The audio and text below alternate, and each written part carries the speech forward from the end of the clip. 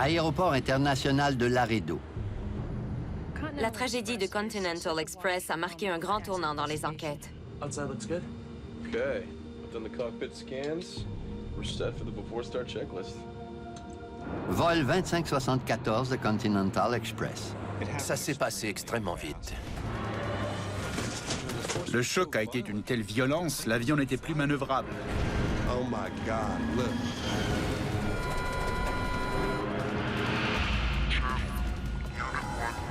J'étais inquiet quand j'ai vu l'épave. Je leur ai dit qu'une bombe avait explosé. Les débris racontent une histoire qui donne froid dans le dos. S'ils avaient suivi rigoureusement les procédures, ça ne serait jamais arrivé. Cette tragédie prouvera que l'enfer est pavé de bonnes intentions.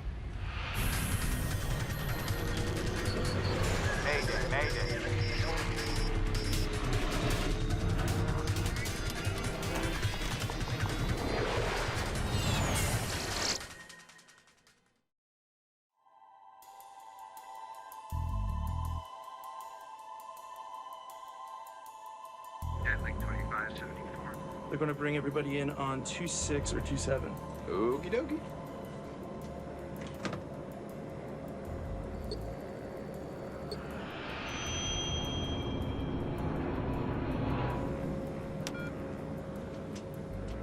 Autopilot off.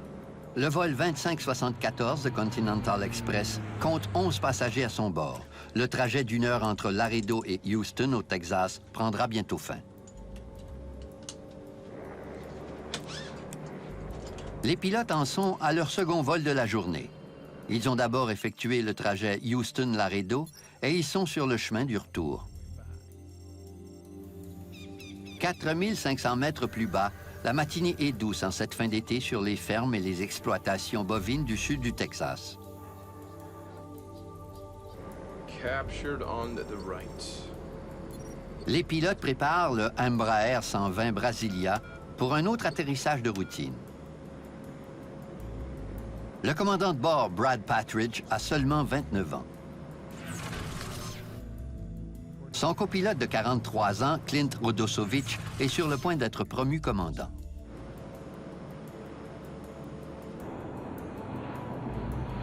Il se trouve à 110 km de Houston, où ils habitent tous les deux. Pushing this descent, making like the space shuttle.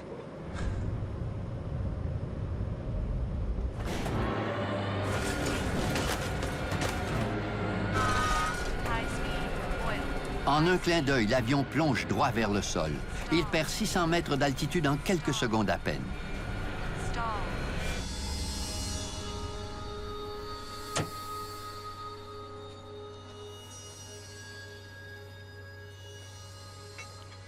Sur la terre ferme, Carrie Labaye et son frère Clifton travaillent dans les champs. On a entendu une explosion, mon frère et moi. On a tous les deux regardé dans le ciel en se disant « Mon Dieu, t'as vu ça ?» On a vu l'avion tomber du ciel en descendant en spirale. Le vol 2574 percute le sol à plus de 500 km/h.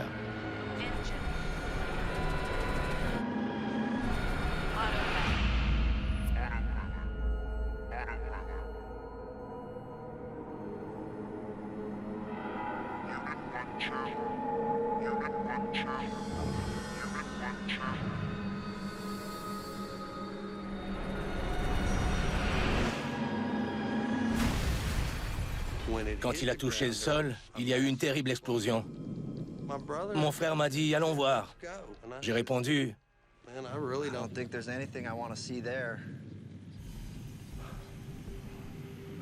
Quand j'ai appelé le 911, on m'a demandé où ça s'était passé exactement. Je leur ai dit qu'ils n'avaient qu'à suivre la fumée. What we see on the ground is not recognizable in any shape, form, or fashion as having been an airplane. Les pompiers trouvent les débris fumants de l'appareil au milieu d'un champ agricole près de Eagle Lake, au Texas, à 110 km à l'ouest de Houston.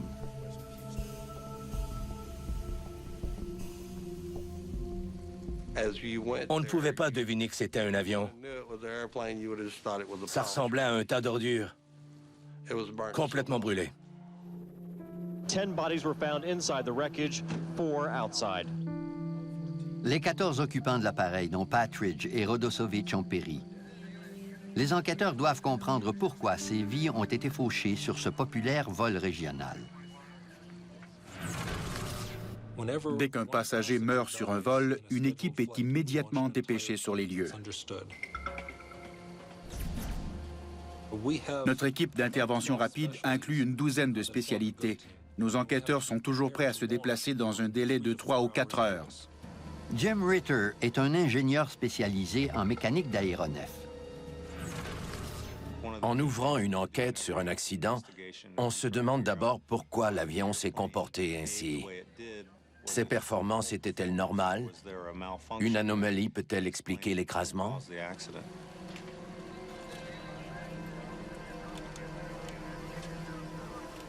J'étais inquiet quand j'ai vu l'épave.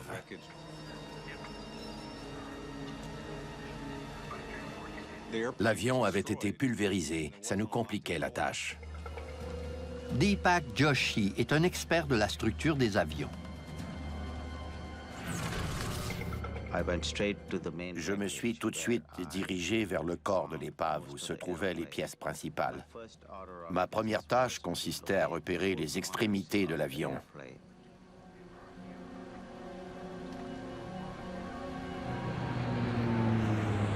Le petit avion est un biturbopropulseur de fabrication brésilienne, un Embraer 120. Grâce à sa taille et à sa vitesse, c'est un appareil populaire auprès des compagnies aériennes régionales américaines. La flotte de Continental Express en compte 34.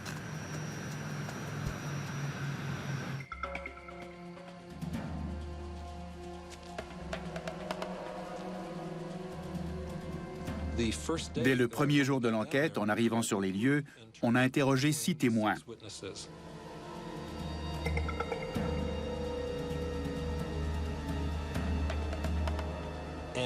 L'un d'eux nous a raconté que l'avion semblait descendre normalement vers l'aéroport quand tout à coup, une explosion s'est produite. Je leur ai dit que, d'après moi, il y a eu une deuxième explosion au sol. La première explosion nous a fait sursauter. Le trou était aussi gros qu'une Volkswagen. Les témoins étaient unanimes. L'avion était déjà en flammes avant de percuter le sol.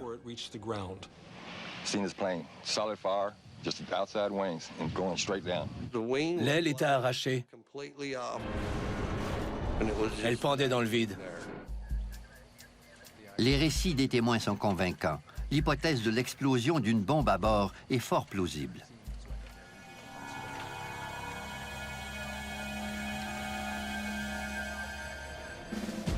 Des agents du FBI arrivent rapidement sur les lieux à la recherche de preuves témoignant d'un acte criminel. The FAA said that they believed that there had been a mid-air explosion and it went off the screen very rapidly.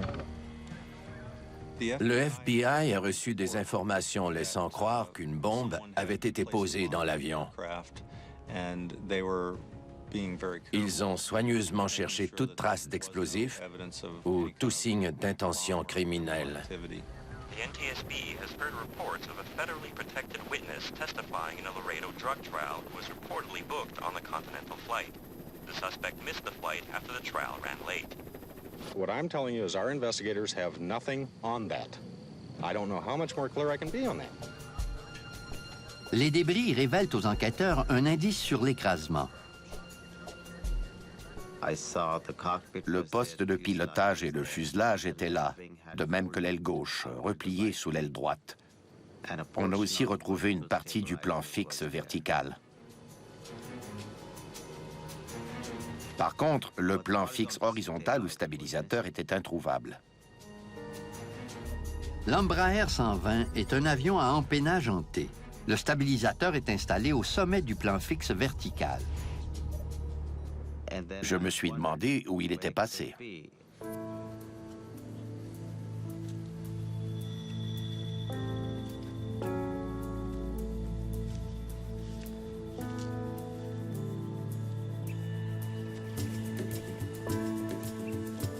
Joshi retrouve la pièce manquante de l'empennage à 200 mètres du corps de l'épave.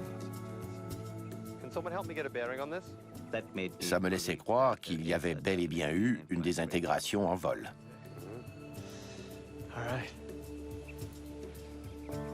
Le champ était couvert de débris. On s'est demandé ce qui s'était passé initialement, ce qui avait provoqué cette catastrophe.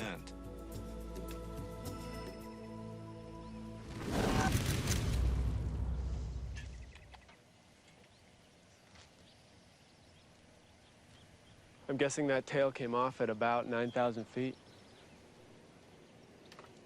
Cet élément de preuve avait quelque chose à nous apprendre. Déchiffrer le message promet d'être difficile, mais l'historique du vol 2574 se précisera peu à peu et les enquêteurs découvriront un scénario cauchemardesque du jamais vu.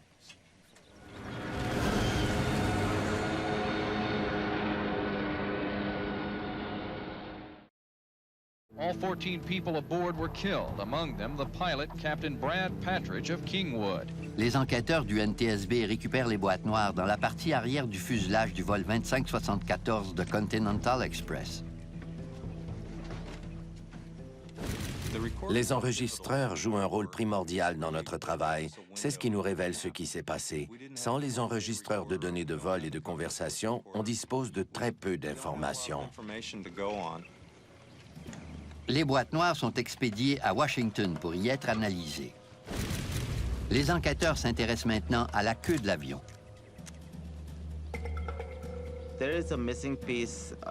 Il manquait une pièce du casse-tête qui ne concernait pas le corps de l'épave. Il fallait se concentrer là-dessus. Comme la pièce se trouve à 200 mètres en retrait du reste de l'épave, les enquêteurs concluent qu'elle a été l'une des premières à se détacher de l'avion.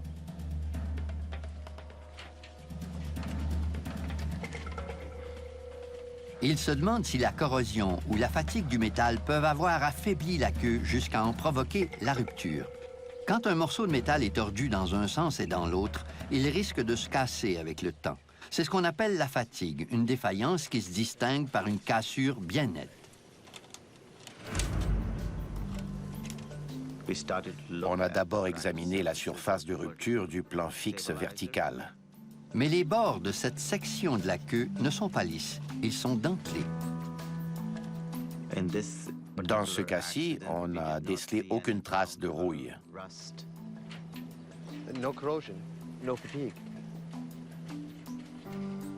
La surface de rupture montre clairement que la queue s'est détachée subitement de l'appareil. À Washington, les techniciens du NTSB ouvrent les boîtes noires. L'enregistreur de conversation dans le poste de pilotage est notre élément de preuve le plus précieux. Il enregistre tout ce qui se dit et s'entend dans le poste de pilotage au cours de la demi-heure précédant l'impact. Certains bruits peuvent nous en dire long, comme le son des moteurs. On entend des tas de choses que l'on peut ensuite interpréter. Mais aucun enregistreur n'offre de garantie. C'est un appareil électronique complexe, relié à plusieurs microphones. Après avoir percuté le sol à près de 500 km/h, l'enregistreur risque d'être endommagé ou irrécupérable. Au Texas, les agents du FBI à la recherche de résidus d'explosifs sur les débris ont terminé leur analyse.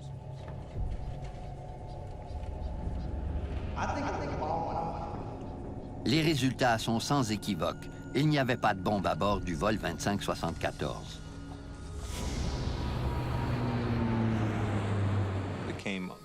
Il devenait de plus en plus évident qu'une cause structurelle était à l'origine de l'accident et non pas un attentat à la bombe. Le feu et l'explosion en vol rapportés par les témoins ont probablement suivi le détachement de l'aile qui a enflammé le carburant à l'intérieur.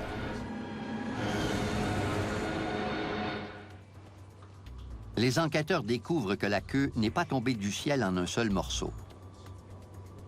J'ai remarqué que le bord d'attaque du côté gauche du stabilisateur avait disparu. C'est exceptionnel. Il peut arriver qu'une petite section du bord d'attaque soit manquante, mais jamais les 3 mètres au complet. Le bord d'attaque du côté droit est encore fixé au stabilisateur, mais du côté gauche, il n'est tout simplement plus là. So, when did this piece break off? Il fallait absolument savoir quelle pièce s'était séparée de l'avion en premier. Très souvent, l'événement déclencheur est identifié grâce aux premières pièces arrachées lors d'une désintégration en vol. Il est désormais crucial de retrouver ce fameux bord d'attaque.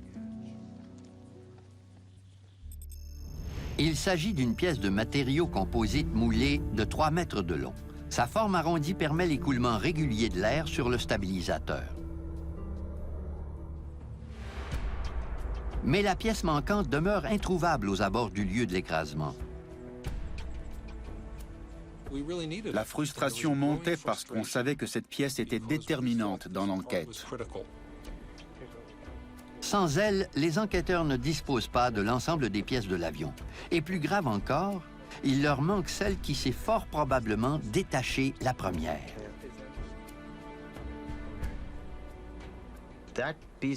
Cet élément de preuve était très important pour la résolution de l'enquête. On a tout mis en œuvre pour retrouver ce bord d'attaque. Tandis que la région est passée au peigne fin, Jim Ritter reçoit une copie des enregistrements du poste de pilotage du laboratoire de Washington. Bonne nouvelle, ils sont intacts. Les derniers moments des pilotes ont été clairement enregistrés. Jim Ritter est impatient de savoir s'ils ont discuté d'une situation d'urgence ou encore s'ils ont été contraints d'effectuer une manœuvre brusque pour éviter un obstacle. Quand un avion vole entre 1800 et 2400 mètres, l'hypothèse des oiseaux est plausible. Mais le biturbopropulseur vole à bien plus haute altitude, où il n'y a aucun risque d'impact d'oiseaux. Radio check. I can hear you loud and clear. As you also. Okay, I'll get you some ATIS. Par contre, on y entend surtout les directives des contrôleurs aériens aux pilotes. Jetling 2574, say your heading. 050. Jetling 2574, roger. Fly heading 030. Ainsi que de banales conversations entre pilotes. Got a few days off coming up. Gonna head down to the coast, little R&R, little golf. Rien ne laisse présager des ennuis, jusqu'à ce que le copilote engage une descente rapide vers Houston. Pushing this descent, making like the space shuttle.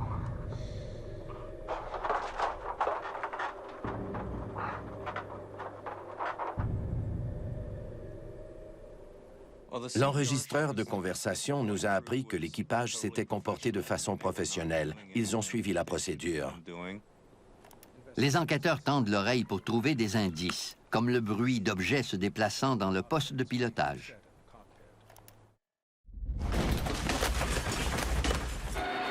Tout à coup, on entend les moteurs rugir et l'alarme sonner. Mais les pilotes ne parlent plus. L'enregistrement apprend aux enquêteurs que Patridge et Rodosovich n'ont jamais été prévenus de la chute vertigineuse qui se préparait. Ça s'est passé extrêmement vite.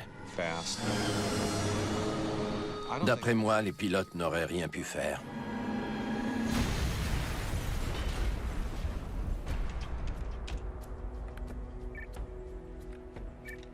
L'analyse des données de l'enregistreur de vol en arrive à la même conclusion.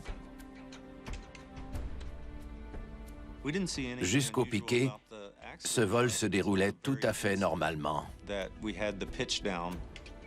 Jusqu'à ce que l'avion qui avait presque atteint sa vitesse limite décroche et se désintègre, ce vol ne présentait aucune irrégularité. La cause de l'accident demeure un mystère. Il devient plus important que jamais de retrouver la pièce manquante de la queue de l'appareil.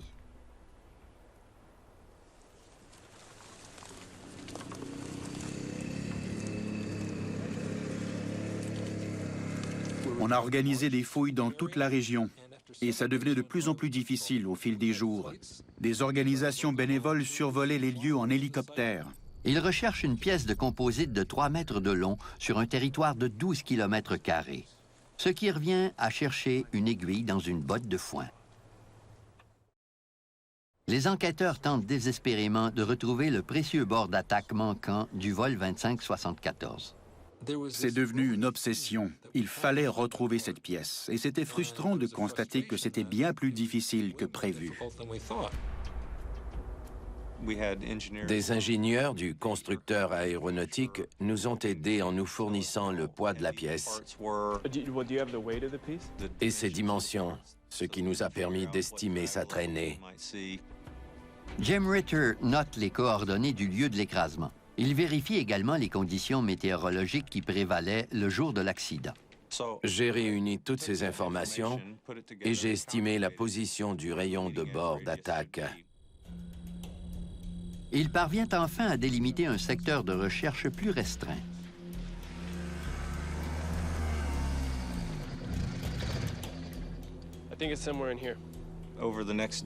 On s'est rendu là-bas et on a fait un quadrillage de la zone. On a cherché la pièce à l'aide de 4 roues et d'hélicoptères. Au 3e jour, le vent tourne enfin en leur faveur. On survolait la campagne texane, une région de ferme d'élevage, quand tout à coup le pilote m'a dit « Je crois l'avoir vu ».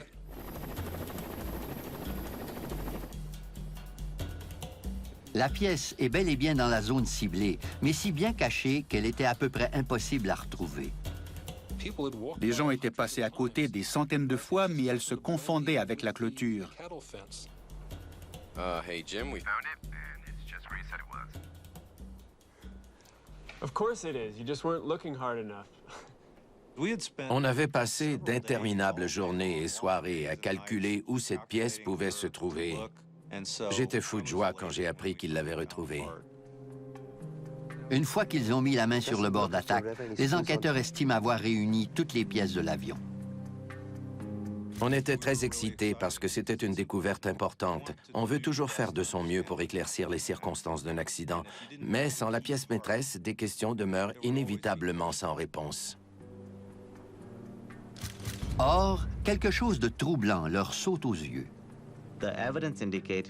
Les trous de vis de la surface supérieure du bord d'attaque étaient bien nets. Ils n'étaient ni déformés, ni endommagés. Mais les trous des vis qui fixent la pièce au-dessous du stabilisateur ne sont pas dans le même état. Les trous de la surface inférieure du bord d'attaque étaient déformés.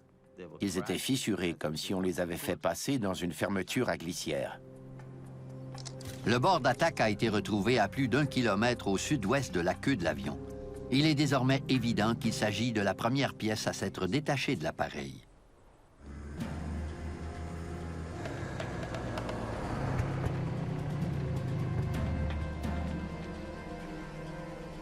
See, look here, look here. Absolutely perfect on top, but destroyed at the bottom. Les trous de vis en parfait état sur le dessus du bord d'attaque soulèvent une hypothèse effarante. Il semblait ne pas y avoir eu de vis sur la surface supérieure du bord d'attaque du stabilisateur. La découverte suscite 2 importantes questions chez les enquêteurs. Pourquoi n'y avait-il pas de vis? Et Could losing this actually cause the plane to crash? le bord d'attaque améliore la performance aérodynamique de l'avion, mais il ne s'agit pas d'une pièce mobile qui contrôle la direction. Il est difficile de croire qu'en se détachant, il aurait provoqué le décrochage de l'avion. À ce moment-là, j'étais surpris que la perte d'un bord d'attaque en composite puisse causer un si grave accident. Maintenant que l'ensemble des pièces de l'avion sont récupérées, l'enquête se poursuit dans les bureaux du NTSB à Washington.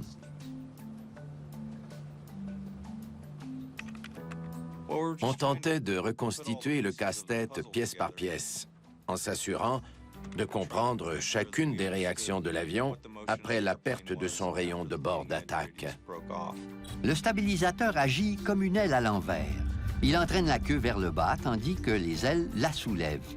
La diminution de la force exercée sur le stabilisateur fait donc remonter la queue, ce qui déstabilise l'appareil. On se demandait encore quel était l'impact réel du détachement de cette pièce sur le pilotage de l'avion. On a donc vérifié à l'aide d'une simulation technique si l'appareil pouvait voler après avoir perdu un bord d'attaque. On en a conclu que la situation était incontrôlable. Quand le rayon de bord d'attaque s'est détaché, l'avion a connu une accélération négative de 5 G.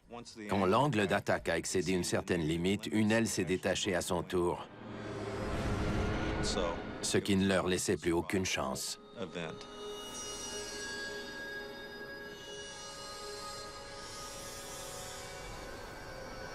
Les résultats de la simulation sont probants.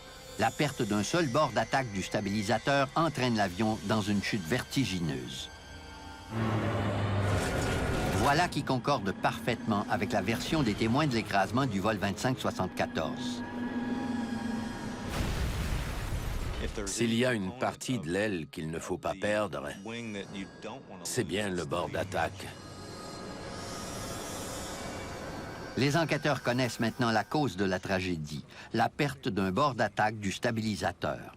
En revanche, ils ignorent encore pourquoi cette pièce ne semblait pas correctement fixée.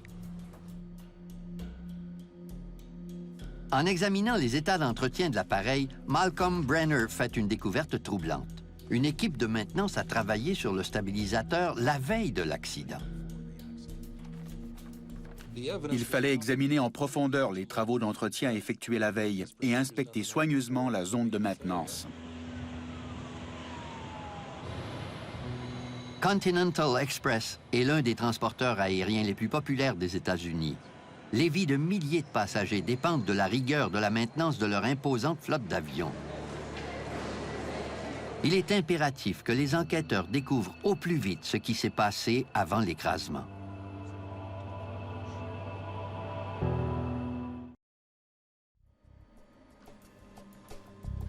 L'enquêteur du NTSB, Malcolm Brenner, s'envole pour l'aéroport intercontinental de Houston afin d'interroger l'équipe de maintenance ayant effectué des travaux sur l'avion la veille de l'écrasement. En résumé, on voulait visiter les installations pour ensuite s'intéresser plus particulièrement à ce qui avait été fait la veille. Habituellement, les quarts de nuit sont très occupés. Les avions doivent être prêts à voler le lendemain matin. Terry Von Tayden enseigne la sécurité aérienne. L'accident du vol 2574 est l'une de ses études de cas. Ils ont de la pression pour réparer les avions rapidement. Parfois c'est possible, parfois non. En prévision d'hiver, Continental Express avait entrepris l'inspection et la réparation des boudins de dégivrage de sa flotte d'Embraer 120. Le boudin de dégivrage est une membrane de caoutchouc que les pilotes peuvent gonfler pour se débarrasser de la glace sur les ailes et la queue. On voulait interroger tous les mécaniciens, les superviseurs et les contrôleurs qui avaient pris part à l'opération. Brenner s'intéresse de plus près à 3 employés. Le chef de car, Adam Dillon. Troy Anderson, un contrôleur de la qualité responsable de vérifier le travail des mécaniciens. Et le chef de car de soir qui avait commencé le boulot, John LePage. Thanks for taking the time. So, what was the plan for the night? We had about 10 hours to change both boots. Remplacer un boudin exige d'abord le retrait du bord d'attaque pour enlever le vieux boudin avant d'en installer un nouveau. Le bord d'attaque est ensuite revissé sur le stabilisateur. C'est beaucoup de travail pour une nuit.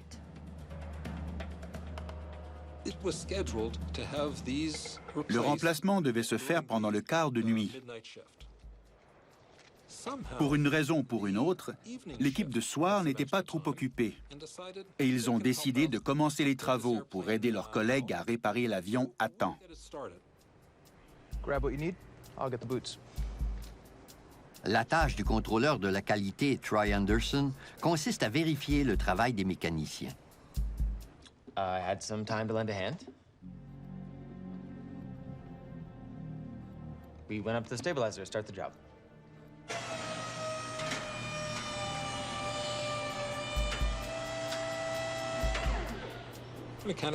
Le mécanicien s'est installé en dessous et le contrôleur sur le dessus pour s'occuper de la surface supérieure. Au quart de soir, le deuxième quart de la journée, on prévoit retirer les vis qui maintiennent le bord d'attaque en place. Le reste du boulot sera effectué par l'équipe de nuit.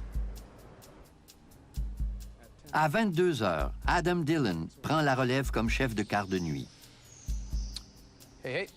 Finishing a C-check, engine maintenance, and a boot swap. Both sides. Yep. L'échange de poste est un moment crucial parce qu'il s'agit de poursuivre une tâche qui est à moitié complétée. Il faut se montrer extrêmement précis au sujet de ce qui a été fait et de ce qui reste à faire. When I came onto my shift, I asked how far they got on the de-ice boots. Les mécaniciens ont découvert que plusieurs vis sont foirées. Les retirer sera plus long que prévu. I found out they were still trying to remove the leading edge on the right side. And it was looking like they weren't going to get both sides done. À ce moment-là, une décision critique est prise. You started on the left side yet? No. L'équipe qui a commencé le travail sur les boudins de dégivrage termine son quart à 22h30. There's no way we were going to get both sides done, so I decided to just do the right side that night. Les enquêteurs apprennent que le chef de quart de nuit a jugé qu'il n'avait pas le temps de travailler sur les deux côtés du stabilisateur. Guys, forget the left side for tonight, and let's get this plane out of here. So the guys, they spent most of their shift replacing the right side boot. Quelques heures plus tard, les mécaniciens terminent le remplacement du boudin de dégivrage du côté droit et ils réinstallent le bord d'attaque droit. So your mechanics didn't do any work at all on the left side? No, we didn't touch it. Après avoir remplacé le boudin de dégivrage du côté droit seulement, l'avion 701 est fin prêt pour son premier vol de la journée.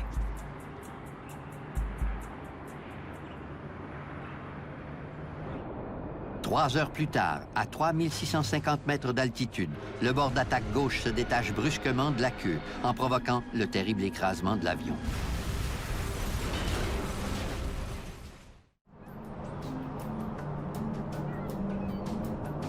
À Washington, les enquêteurs du NTSB rassemblent les informations dont ils disposent jusqu'à maintenant.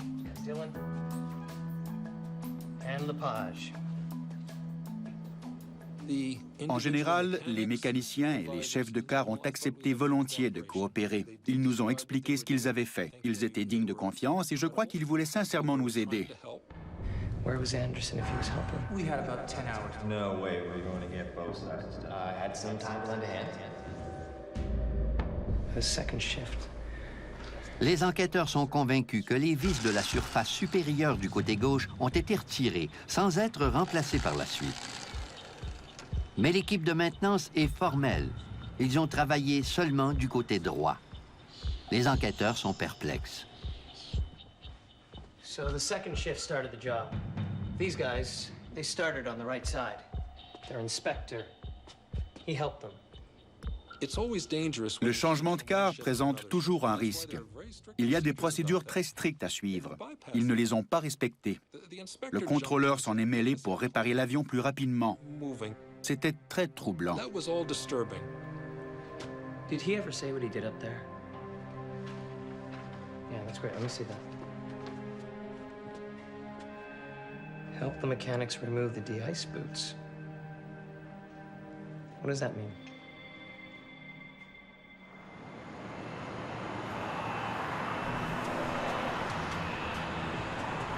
Malcolm Brenner retourne à Houston pour tenter de savoir précisément ce que le contrôleur Anderson a fait sur l'avion. Aider les mécaniciens à retirer les boudins, c'est une formulation très simple. Ça ne dit pas quels gestes ont été posés, quelles pièces ont été retirées, à quelle étape en était la maintenance au moment du changement de quart. Help the mechanics remove the de-ice boots. What did you do? Well, it wasn't that busy, so I offered to help the guys. Le contrôleur a grimpé sur le monte-personne pour aider les mécaniciens. Ce n'était pas son travail. Il a dit qu'il avait le temps de leur donner un coup de main pour accélérer les travaux, mais ce n'était pas son rôle. Ce n'était pas une bonne idée.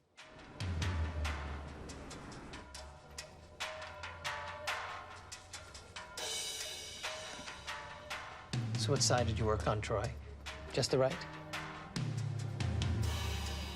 Both. Look, when I left, the plan was to do both sides.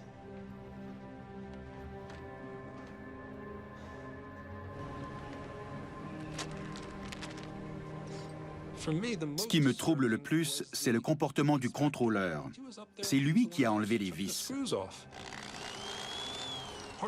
L'idée derrière la maintenance, c'est qu'un groupe effectue le travail et ensuite un autre groupe, formé des meilleurs, vérifie la qualité de ce travail. Le rôle d'un contrôleur est de s'assurer que tout a été fait correctement.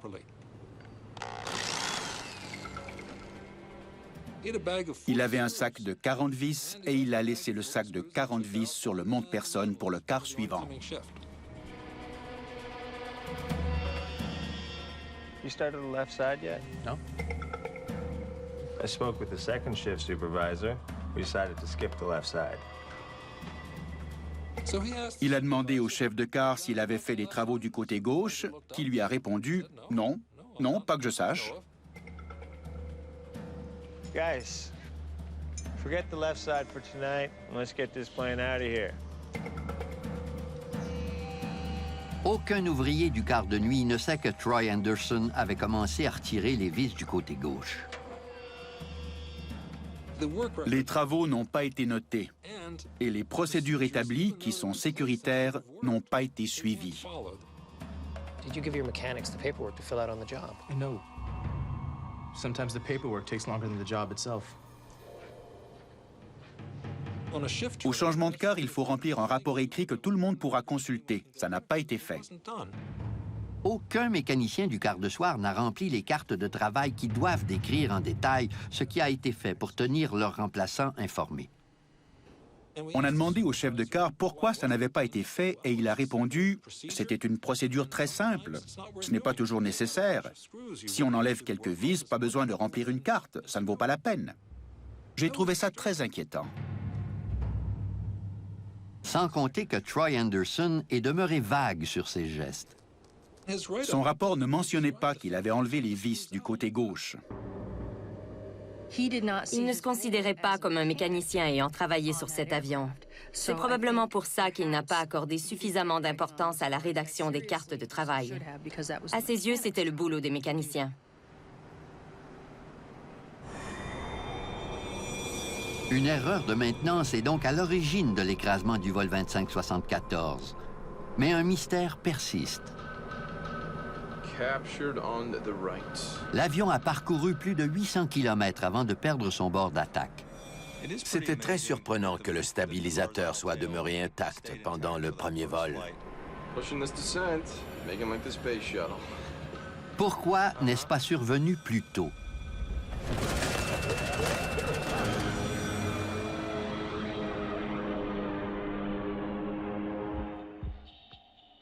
Les enquêteurs revoient les données enregistrées sur les deux vols.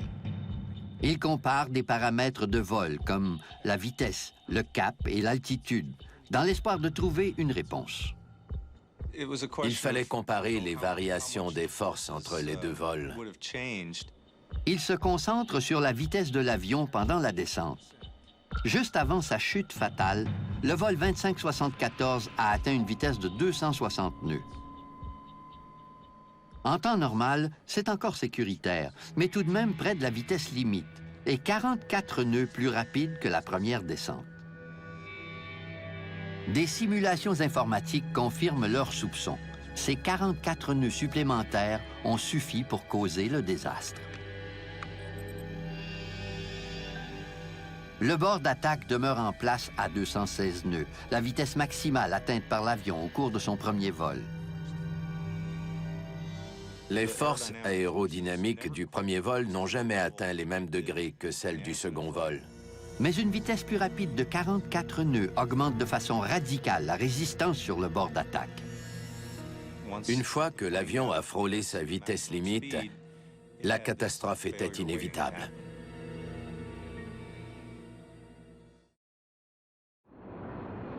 La signification tragique des dernières paroles du copilote Rodosovich ne fait plus de doute pour les enquêteurs. Pushing this descent, making like the space shuttle. Sa descente rapide a scellé le funeste destin du vol 2574. L'avion s'est brisé en atteignant sa plus haute vitesse depuis l'entretien de la veille.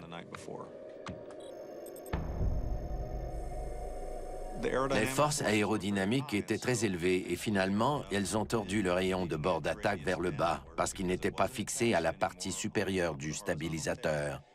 Les forces l'ont tordu au point où l'écoulement de l'air a suffi pour l'emporter. À 260 nœuds, le bord d'attaque se détache de l'appareil. Sans cette pièce, l'avion n'était plus manœuvrable. Le choc a été d'une telle violence. À partir de là, on n'entend plus les pilotes sur l'enregistrement. Ils ne pouvaient probablement déjà plus parler. Ça a été extrêmement brutal. Une accélération négative de 5G a provoqué un afflux de sang au cerveau des passagers et de l'équipage, en leur faisant perdre connaissance instantanément.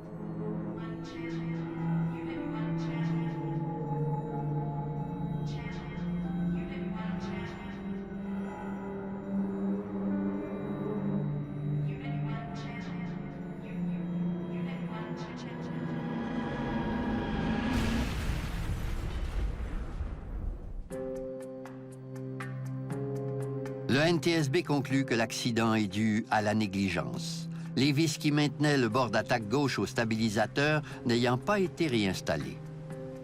J'ai eu de la compassion pour ceux qui avaient travaillé sur cet avion quand j'ai su qu'il s'agissait d'une erreur humaine. Je savais que les gens concernés allaient ressentir une grande culpabilité. Le NTSB pose également un geste sans précédent en reprochant à Continental Express de ne pas s'être assuré que toutes les procédures d'entretien étaient suivies. Particulièrement en ce qui concerne la négligence des mécaniciens et des contrôleurs à remplir des documents essentiels. Cet accident aurait pu être évité. S'ils avaient suivi rigoureusement les procédures, ça ne serait jamais arrivé. La tragédie du Continental Express a marqué un grand tournant dans les enquêtes sur les accidents d'avion. Parce que c'est l'une des premières fois que la culture de l'entreprise a été blâmée dans un rapport d'enquête. Jamais auparavant le NTSB n'avait reproché à des cadres supérieurs d'une compagnie aérienne d'avoir fait preuve de négligence dans le respect des règles. Les dirigeants d'entreprise doivent être conscients de leurs responsabilités dans ces accidents et offrir davantage de soutien à leurs employés afin qu'ils fassent leur travail convenablement et efficacement. Depuis cet écrasement, les compagnies aériennes accordent beaucoup plus d'importance au respect des procédures de sécurité. Elles se sont dotées de systèmes informatisés qui surveillent les travaux mécaniques avec une grande précision. Mais les avancées technologiques ne représentent qu'une partie de la solution. L'un des conseils que l'on donne aux membres des équipes de maintenance, c'est de se parler. On essaie de les encourager à communiquer entre eux. Il n'y a pas de questions idiotes. Toutes les questions sont importantes. C'est un excellent exemple pour démontrer que de petits manquements aux règles par plusieurs personnes qui tournent les coins ronds pour quelque chose qui leur semble tout à fait banal peuvent s'additionner pour provoquer un horrible accident. Un accident qui aurait pu être évité.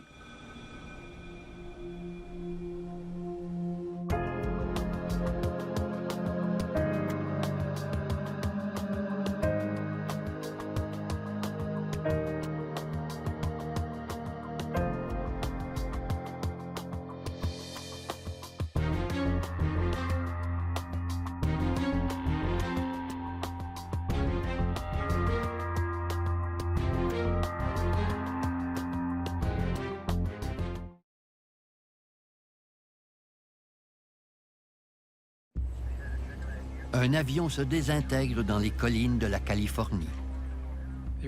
Il n'y avait pas d'aile, pas de fuselage, pas de queue.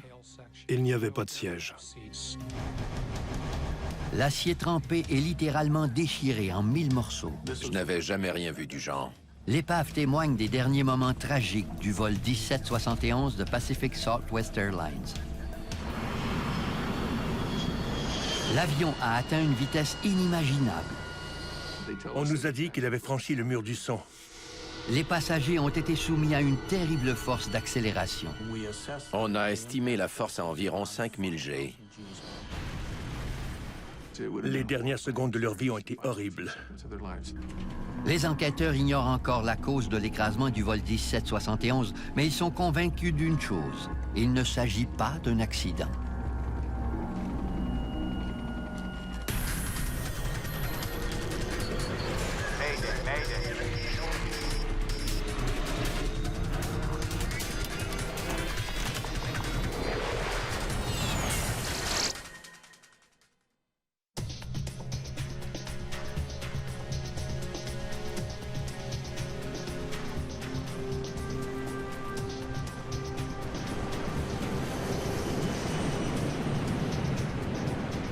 L'aéroport international de Los Angeles est l'un des plus achalandés du monde. LAX accueille 40 millions de passagers chaque année. Dans l'aérogare 1, des passagers et des membres d'équipage franchissent le contrôle de sécurité pour se rendre à San Francisco.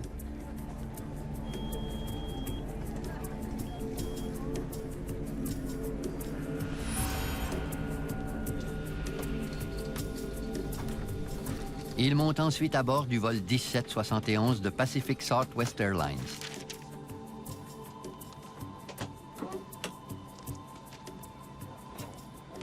À l'époque, Pacific Southwest était une importante compagnie aérienne régionale.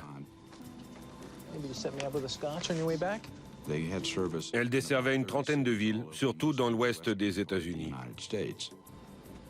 Le trajet Los Angeles-San Francisco est l'un des plus fréquents chez Pacific Southwest, qu'on appelle aussi PSA.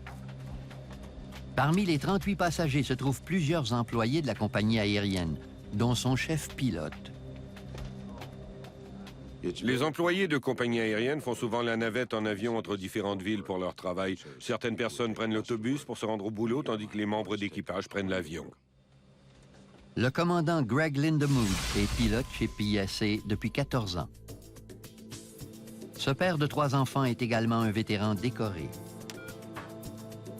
Brakes. Brake set. Flaps up. Spoilers retract. Le copilote James Nunn a été embauché au printemps dernier. Il a des milliers d'heures de vol à son actif. Thrust levers.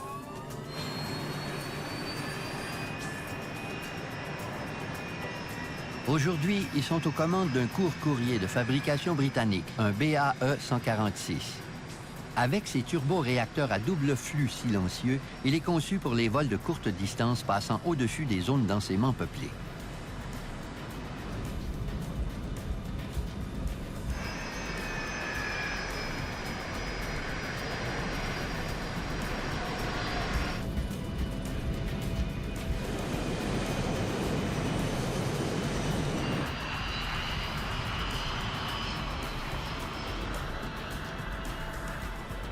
Le vol à destination de San Francisco durera à peine plus d'1 heure. So do you know what you're getting the boys for Christmas?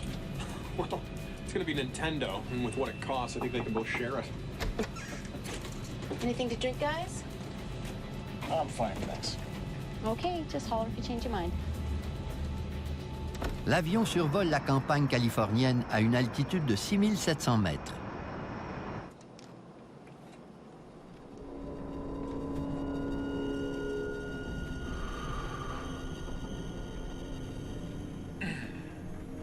Can you ask him how it's been? À mi-chemin, le commandant Lindemood s'informe au sujet des turbulences. Center, PSA 1771. Any reports on the ride ahead? We've had a little continuous light chop.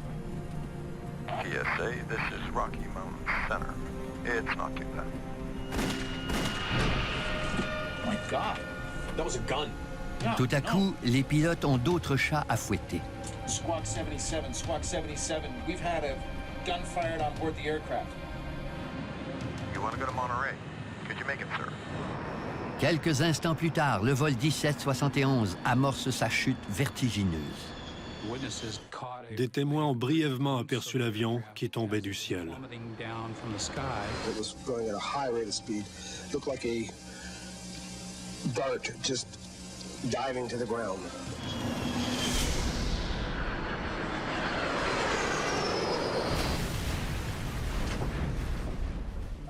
Le vol 1771 s'écrase sur une colline isolée, à 280 km au nord-ouest de Los Angeles.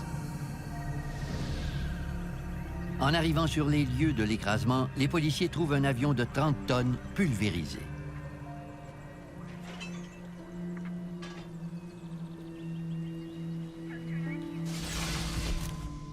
Il n'y avait pas d'aile, pas de fuselage, pas de queue. Il n'y avait pas de siège. Il n'y avait que du papier. Du papier partout.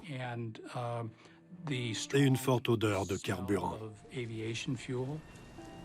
Le shérif Steve Bolts en arrive rapidement à la triste conclusion que personne n'a survécu à l'écrasement. On a ratissé le pâturage dans l'espoir de trouver des survivants.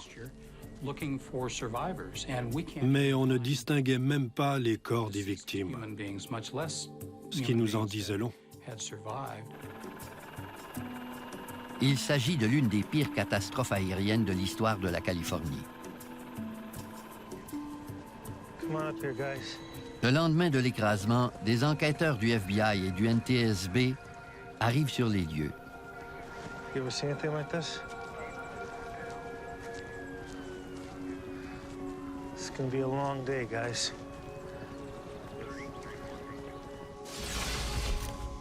On savait que les contrôleurs aériens avaient entendu des coups de feu. Squawk 77, we've had a gun fired on board the aircraft. S'il s'agissait bel et bien de coups de feu, un crime avait été commis à bord et l'enquête relevait du FBI. Mais les rapports ne sont peut-être pas exacts. Les pilotes et les contrôleurs peuvent avoir fait fausse route. Même si des rumeurs circulent au sujet de l'identité du tireur, il revient au NTSB de faire la lumière sur les circonstances de l'écrasement du vol 1771.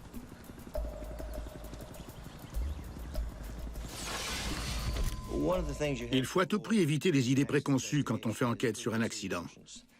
Par exemple, la plupart des enquêteurs n'écoutent pas la radio et ne regardent pas la télévision avant d'arriver sur les lieux.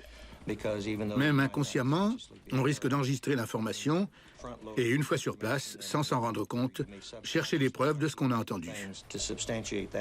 Il faut donc se présenter sur les lieux d'un accident en étant le plus objectif possible devant les événements. Pendant que les enquêteurs du NTSB tentent de déterminer la cause de l'écrasement, les policiers se posent leurs propres questions.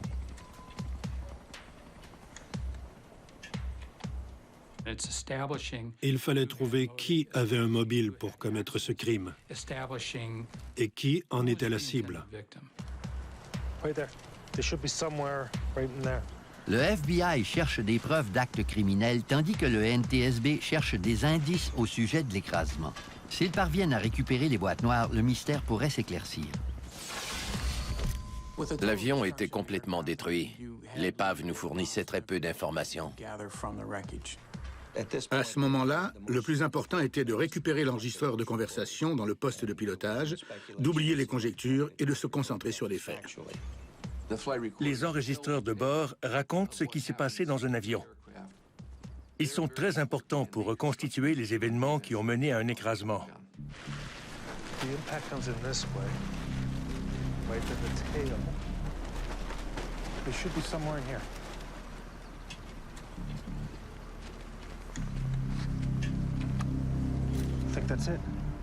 Après plusieurs heures de fouilles dans les débris épars, les efforts des enquêteurs portent fruit. Ils retrouvent les deux boîtes noires de l'avion. On a d'abord retrouvé l'enregistreur de conversation dans le poste de pilotage. Il était reconnaissable à son recouvrement orangé. Même s'il était lourdement endommagé, on savait que c'était un enregistreur. La deuxième boîte noire a subi des dommages encore plus importants. L'enregistreur de données de vol relève les informations relatives à la performance de l'avion. What a mess. What a mess. L'enregistreur de données de vol était méconnaissable. Les deux boîtes noires sont expédiées au laboratoire du NTSB à Washington. Mais on ignore encore si leurs données seront récupérables.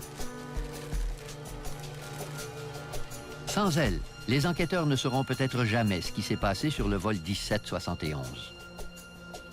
Dès qu'on arrive sur le lieu d'un accident, on se met à la recherche de l'enregistreur de conversation dans le poste de pilotage. Et dans ce cas-ci, c'était encore plus essentiel parce que la cellule même de l'avion avait disparu. Il n'y avait pas d'épave au sens propre. Au laboratoire du NTSB à Washington, Dennis Grossi examine l'enregistreur de conversation dans le poste de pilotage gravement endommagé du vol 1771. Le boîtier lui-même était complètement déformé, comme si quelqu'un l'avait écrasé entre ses mains, comme ça. Pourtant, c'est de l'acier trempé. On a estimé la force à environ 5000 G, en se fiant seulement à la déformation de la pièce. L'enregistreur, l'avion et tous ses occupants ont subi une force de choc 5000 fois supérieure à la force gravitationnelle. Les meilleurs pilotes de chasse du monde peuvent tolérer une force soutenue maximale de 9 G. Lors d'un écrasement, il arrive que le corps humain puisse survivre à une force de 100 G qui ne dure qu'une fraction de seconde. Une force 500 fois supérieure est difficile à concevoir. Dennis Grossi est conscient que ce terrible impact risque d'avoir effacé à jamais les dernières paroles échangées dans le poste de pilotage du vol 1771.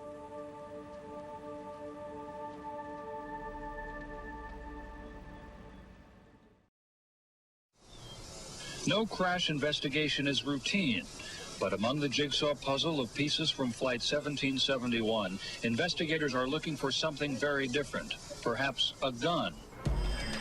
Retrouver l'arme pourrait permettre au FBI d'identifier le tireur, mais aux yeux du NTSB, les coups de feu à eux seuls ne peuvent expliquer l'accident. Un projectile ne provoque pas l'écrasement d'un avion de ligne à réaction. Il y a énormément d'idées fausses qui circulent au sujet de la décompression, notamment à savoir si un coup de feu peut faire tomber un avion. Si un simple projectile atteint le fuselage, la réponse est non. Il faut une brèche beaucoup plus importante dans le fuselage pour provoquer une décompression explosive. Le genre de brèche qui a entraîné l'une des pires catastrophes aériennes de tous les temps. En 1974, une porte de soute défectueuse a causé l'écrasement du vol 981 de Turkish Airlines. Le plancher cabine a cédé sous l'effet de la décompression et les câbles de commande de vol se sont rompus. Les 346 occupants de l'avion ont péri dans la tragédie. Un avion ne s'écrase pas sous l'effet de l'impact d'un projectile. Ça ne suffit pas pour causer une décompression explosive, qui, elle, doit survenir pour provoquer l'écrasement.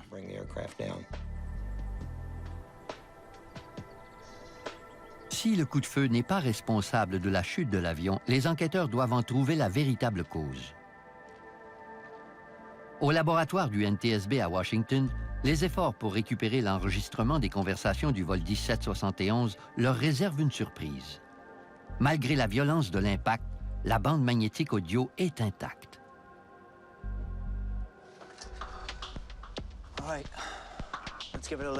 Les 28 premières minutes ne révèlent rien de particulier.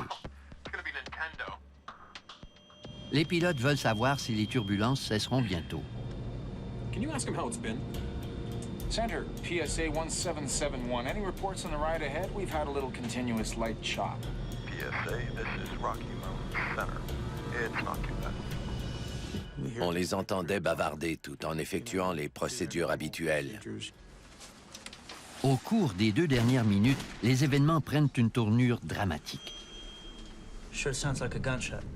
Tout à coup, on a entendu un coup de feu sur l'enregistrement. L'écoute de la bande confirme les dires des pilotes. On y entend 2 coups de feu. Squawk 77, we've had a gun fired on board the aircraft. C'était un moment difficile. On écoutait 2 personnes parler ensemble, le pilote et le copilote, pendant un vol de routine, et brusquement, la tragédie a frappé. C'est resté gravé dans ma mémoire. Les enquêteurs poursuivent leur écoute. La situation devient de plus en plus inquiétante. La porte du poste de pilotage s'est ouverte et une femme, probablement l'agente de bord, a dit d'une voix affolée. Ensuite, une voix d'homme, probablement le commandant, a dit « Quel est le problème ?» What's the problem? I'm the problem.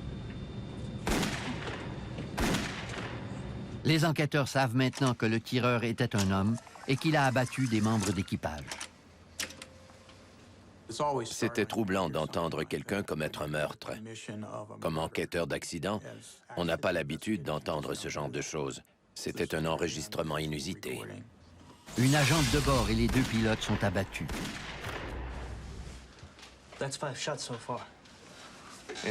On a entendu la porte du poste de pilotage se refermer et ensuite, un dernier coup de feu a retenti, le 6e. Avant la fin de l'enregistrement, ils entendent un dernier son menaçant.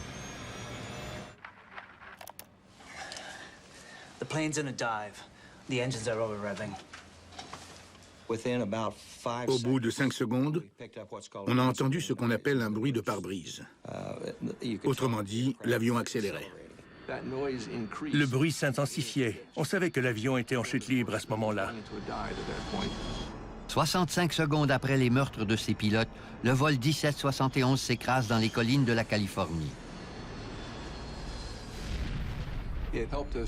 Ça nous a permis de comprendre qu'on faisait enquête sur un crime odieux. Avec l'enregistrement du CVR, le NTSB voit son rôle changer.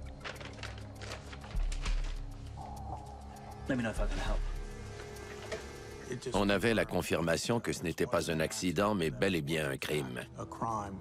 À partir de ce moment-là, le FBI devenait responsable de l'enquête. Le FBI s'y connaît en enquête criminelle, mais ils ne savent pas nécessairement comment mener une enquête sur un accident d'avion. On a donc poursuivi notre travail tout en partageant nos informations avec les agents du FBI. Le FBI enquête sur les meurtres, mais il ne s'agit pas de leur seule préoccupation. L'enregistrement du CVR soulève un autre problème pressant.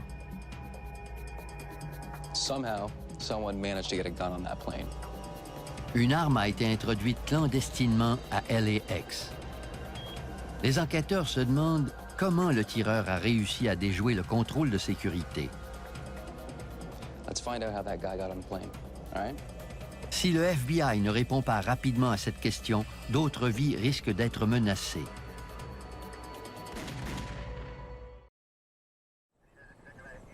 Deux jours après la tragédie du vol 1771, les enquêteurs fouillent encore les décombres à la recherche d'un élément de preuve inhabituel sur les lieux d'un écrasement. Une arme de crime.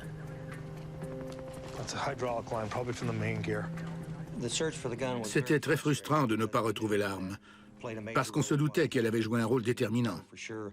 Et il fallait tout de même s'assurer qu'une arme était impliquée dans l'écrasement, même si ça ne faisait presque aucun doute. On craignait de ne jamais la retrouver parce que les débris s'étendaient sur un vaste territoire, sans oublier que la force de l'impact avait réduit l'avion en 1000 morceaux. Tandis que la recherche de l'arme se poursuit en Californie, les enquêteurs du NTSB à Washington tentent de comprendre pourquoi le vol 1771 a piqué du nez après les meurtres des pilotes. Dennis Grossi espère que la réponse se trouve dans ce qui reste de l'enregistreur de données de vol. Le chargeur interne qui contenait la bande est la seule pièce qu'on a récupérée. Le reste s'était volatilisé. La quasi-totalité de la bande qui enregistre les données a été déchirée au moment de l'impact avec le sol. Je n'avais jamais vu une boîte noire aussi endommagée. Grossi examine une pièce cruciale de l'enregistreur, la tête mixte, qui inscrit les données sur la bande magnétique. Il découvre un petit fragment de ruban en bon état. Le chargeur n'avait pas résisté et la bande elle-même était détruite, à l'exception d'un bout de ruban de 15 ou 20 cm qui s'enroulait autour des têtes d'enregistrement et du cabestan. Il serait surprenant qu'un si petit morceau de ruban contienne des renseignements utiles.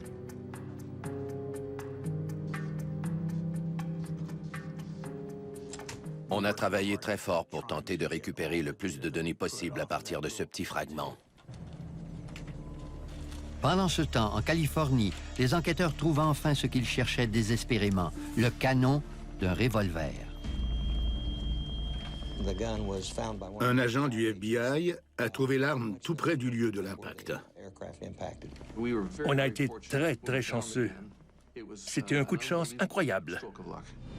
Il ne s'agit pas de n'importe quelle arme. C'est un Magnum de calibre 44. Il n'y avait pas d'arme de poing plus puissante que le Magnum 44 à l'époque. Mais le canon ne suffit pas. Ils ont besoin du reste de l'arme.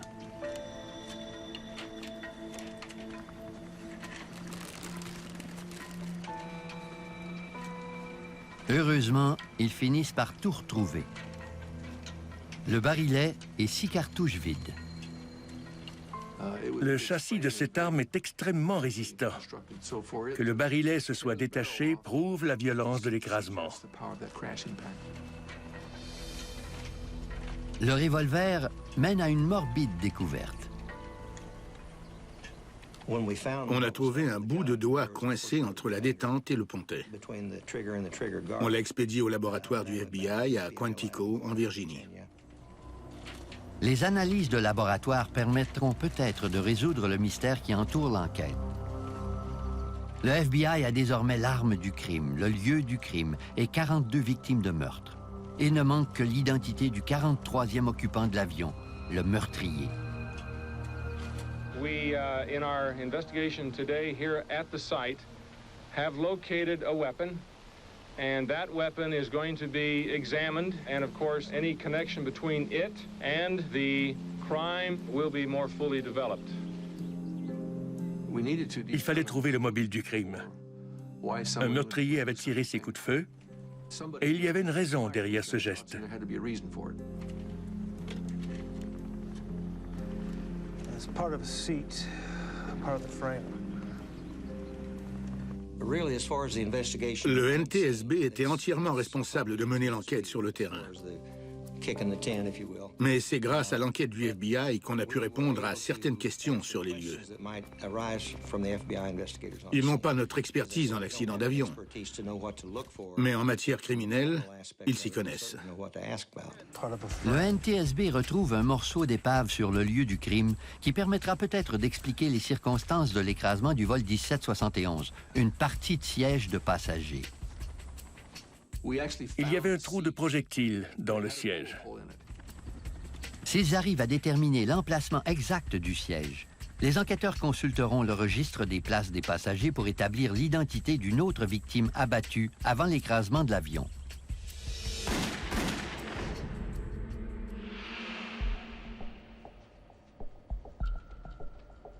Dennis Grossi a tout fait pour récupérer les données provenant du minuscule bout de ruban de l'enregistreur de données de vol. J'ai réussi à décoder les dernières secondes de l'enregistrement. Il contient bel et bien des données, mais seulement pour une durée de 6 secondes.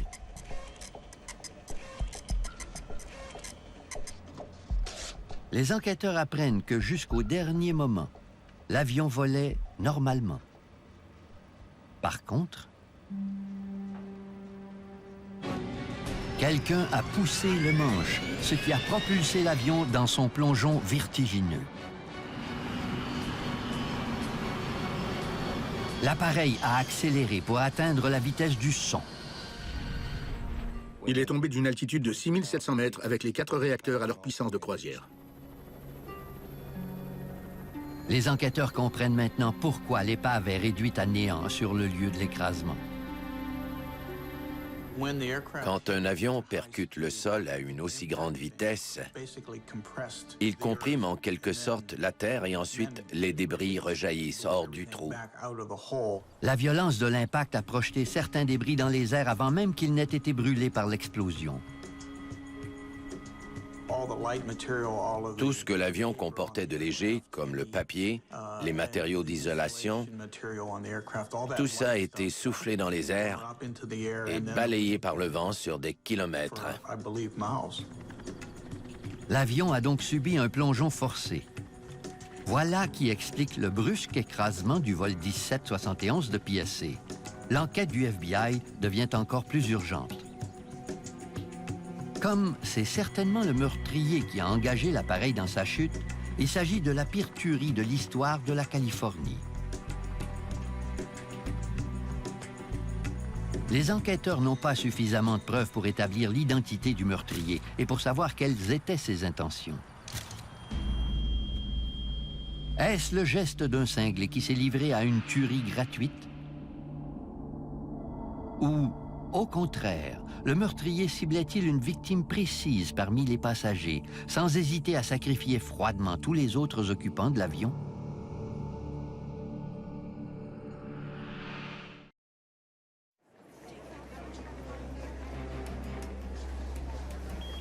L'enquête du FBI sur la tuerie à bord du vol 1771 de PSC et sur son terrible écrasement révèle une importante faille dans la sécurité de LAX. Une arme à feu a été introduite dans un avion. À l'aéroport, plusieurs personnes peuvent éviter le contrôle de sécurité. L'agent Bredzing apprend que les employés de compagnies aériennes munis d'une pièce d'identité valide peuvent se soustraire au contrôle de sécurité. Les membres d'équipage et les employés de compagnies aériennes qui avaient le porte-nom approprié n'avaient qu'à le montrer pour éviter de passer à travers le détecteur de métal et l'appareil à rayon X. C'était une grave lacune. Richard Bredzing sait que le meurtrier est un homme. En consultant la liste des passagers du vol 1771, il note que 4 hommes travaillaient pour Pacific Southwest ou pour sa compagnie mère, US Air.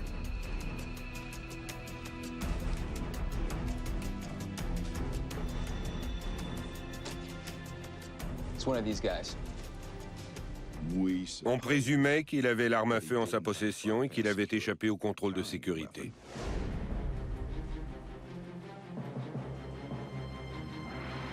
Les enquêteurs doivent prouver l'identité de celui qui a introduit l'arme à bord de l'avion.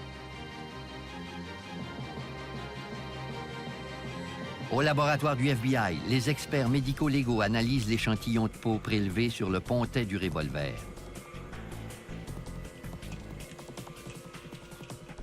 Un technicien parvient à relever une empreinte digitale à partir du fragment de peau.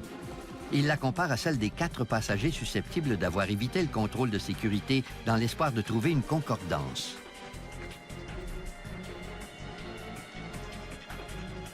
Ces efforts sont récompensés. Le bout d'index était suffisant pour obtenir une empreinte et la comparer. Quelques jours après l'écrasement qui a fauché 43 vies, les enquêteurs du FBI identifient le meurtrier. C'était un élément crucial de l'enquête. Il s'appelle David Burke. David Burke nettoyait les avions. Après l'atterrissage, il faisait le ménage à bord. Les enquêteurs savent que David Burke est monté à bord du vol 1771 avec une arme à feu. Il leur faut maintenant découvrir pourquoi. Le mobile d'un crime permet d'en comprendre toutes les circonstances. En sachant le mobile, on peut reconstituer la trame des événements de façon concluante. Au 3e jour des recherches dans les débris épars, les enquêteurs découvrent un élément de preuve étrange, mais révélateur du mobile du crime de David Burke. Un de nos hommes a trouvé un sac vomitoire. Il a tout de suite su que c'était une importante pièce du casse-tête. En propulsant l'avion dans une chute aussi brutale, Burke s'est assuré sans le vouloir que le précieux indice serait découvert. Le sac vomitoire comportait un message très menaçant. La note qui n'est pas signée a été rédigée par Burke pendant le vol. Il y exprime son ressentiment à l'égard d'un certain Ray. Salut Ray. Je trouve ça plutôt ironique que ça se termine comme ça. J'avais demandé une certaine indulgence pour ma famille. Tu te souviens? Je n'en ai pas eu. Et tu n'en auras pas non plus. C'était le message écrit sur le sac vomitoire. Ce sac est la preuve qu'espéraient les enquêteurs. Celui qui trahit le mobile de David Burke.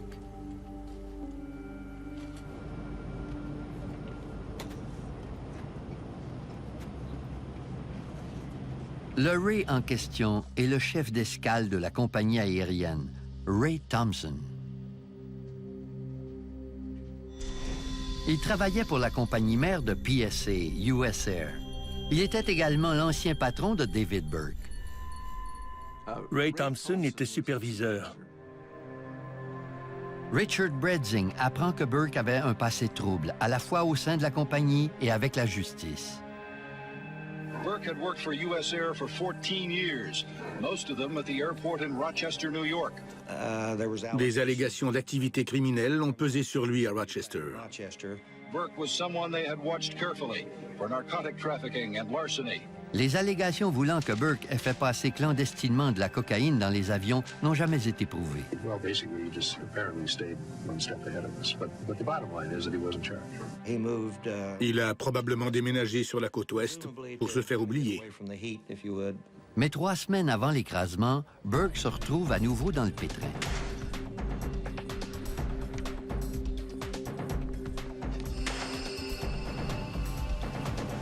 La compagnie le congédie quand une caméra de surveillance le surprend en train de dérober les recettes du bar de l'avion.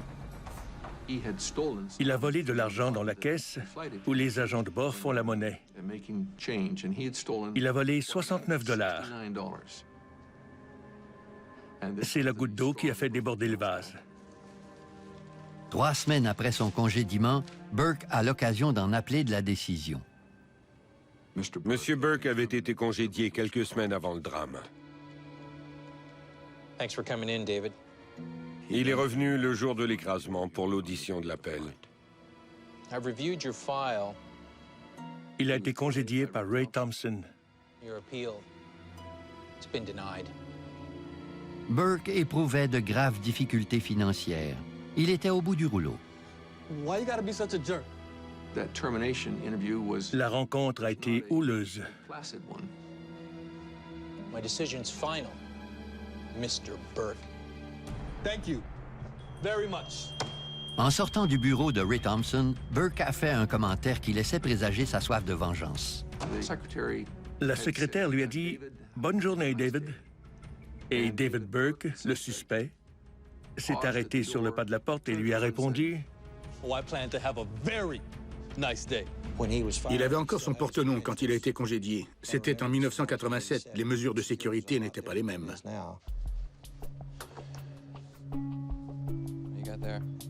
Les enquêteurs savent maintenant que dans les jours précédant l'écrasement, David Burke est passé de l'ex-employé frustré à l'homme planifiant un meurtre de sang-froid.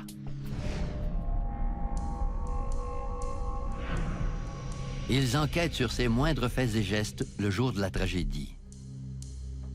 What can you tell me about David Burke?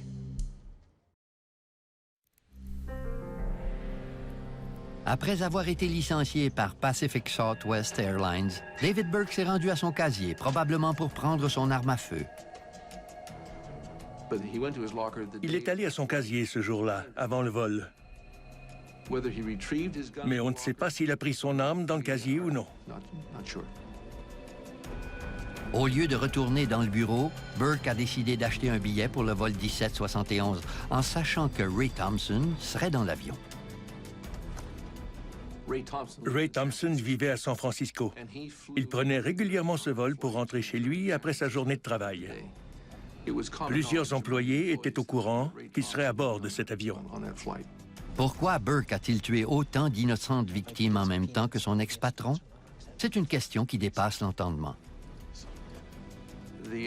Quelqu'un de normal n'aurait jamais agi avec la rage et la vengeance qui habitaient David Burke avant son crime. Il y avait certainement quelque chose qui ne tournait pas rond chez lui. Il a simplement décidé de se venger contre la compagnie. Selon moi, il n'avait pas d'autre mobile. Il est évident que Burke avait soigneusement planifié son attaque contre le vol 1771. Par contre, le déroulement des événements à bord de l'avion est encore hypothétique.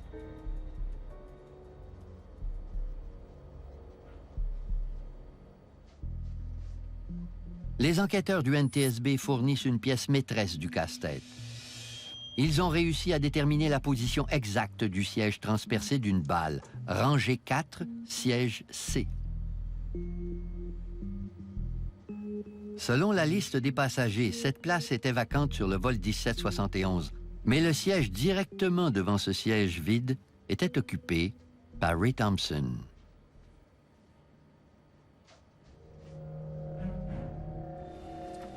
Cette découverte témoigne de la puissance du magnum de calibre 44 de Burke. Ces 2 premiers coups de feu ont transpercé non pas un, mais 2 sièges d'avion.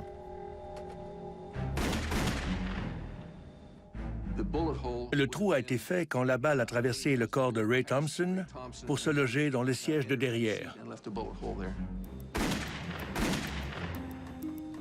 Ils savent maintenant que Burke a abattu au moins 4 occupants du vol 1771 dans son assaut meurtrier. Ray Thompson et 3 membres d'équipage. Voilà qui explique 5 coups de feu. Mais les enquêteurs en ont entendu 6 sur l'enregistrement.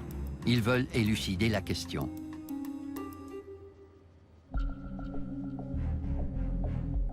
Les bruits des coups de feu ont été captés par un microphone dans le poste de pilotage.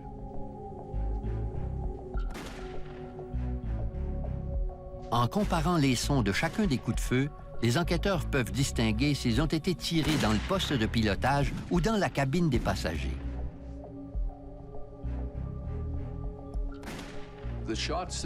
On entendait très bien les coups de feu tirés dans la cabine, mais c'était un bruit étouffé. D'autres coups de feu sont plus forts et plus nets, indiquant qu'ils ont été tirés à proximité du microphone du CVR. Le bruit des coups de feu dans le poste de pilotage était très fort. 3 coups de feu ont été tirés à l'extérieur et 3 à l'intérieur du poste de pilotage. Les enquêteurs ignorent qui est la victime du dernier coup de feu, mais ils savent qu'il a été tiré dans la cabine des passagers. C'est suffisant pour reconstituer l'horreur des derniers moments des occupants du vol 1771 de PSA.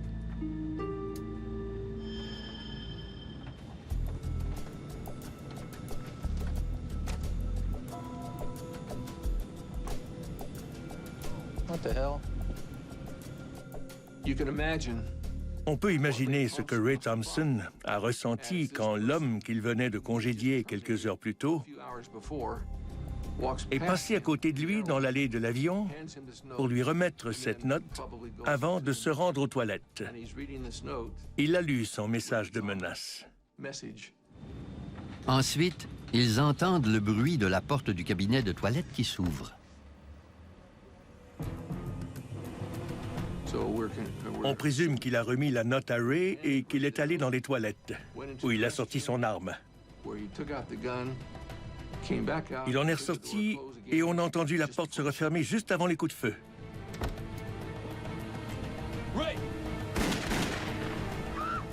Ray Thompson a probablement connu la plus douce de toutes les morts sur cet avion. En moins d'1 minute, ce vol de routine est devenu cauchemardesque. Il s'est montré très méticuleux. Il avait bien planifié ses gestes et il a bien exécuté son plan.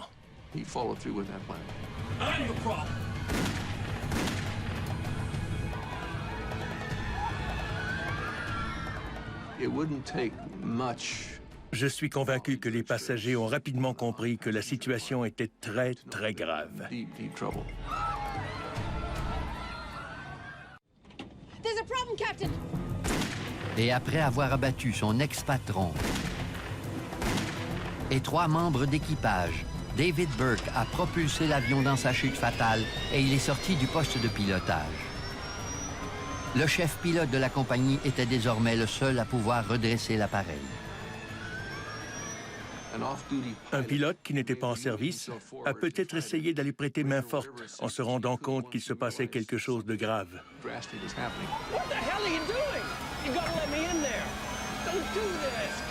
Mais Burke avait encore une balle.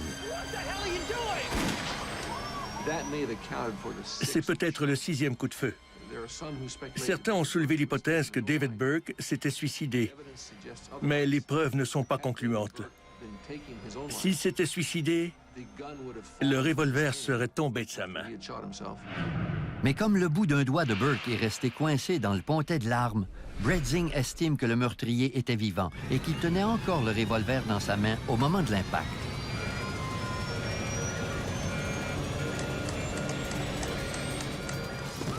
Les alarmes retentissaient dans le poste de pilotage. Pendant que l'avion plongeait dans le vide, le bruit s'intensifiait. Mais juste avant l'impact, il y a eu un silence. On nous a dit que l'avion avait franchi le mur du son. Les dernières secondes de leur vie ont été horribles. La fureur d'un homme a fait vivre 2 minutes de pure terreur à 42 personnes.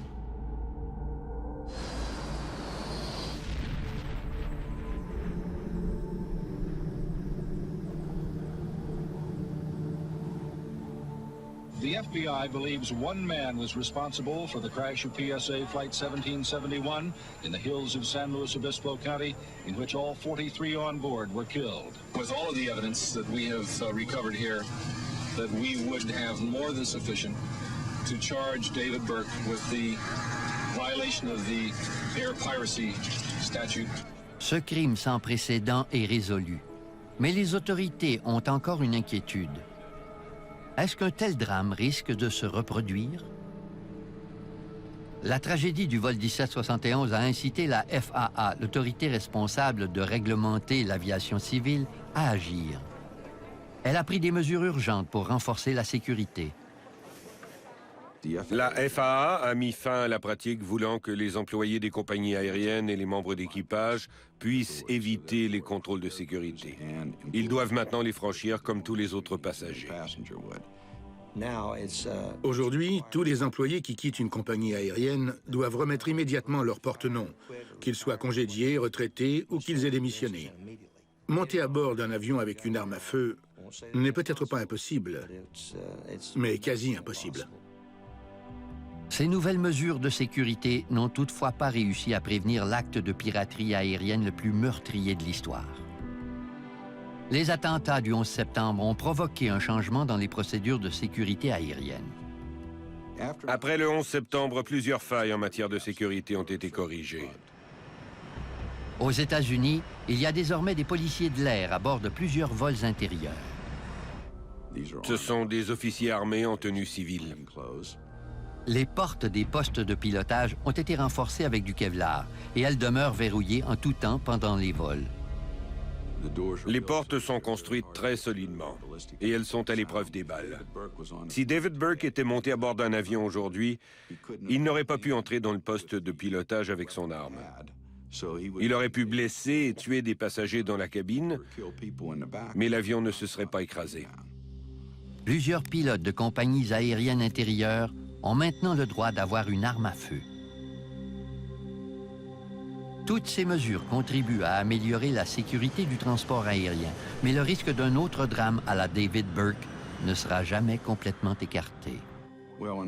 Selon moi, la sécurité aérienne a fait des pas de géant. Mais il y a place à l'amélioration. L'aviation demeurera toujours une cible potentielle.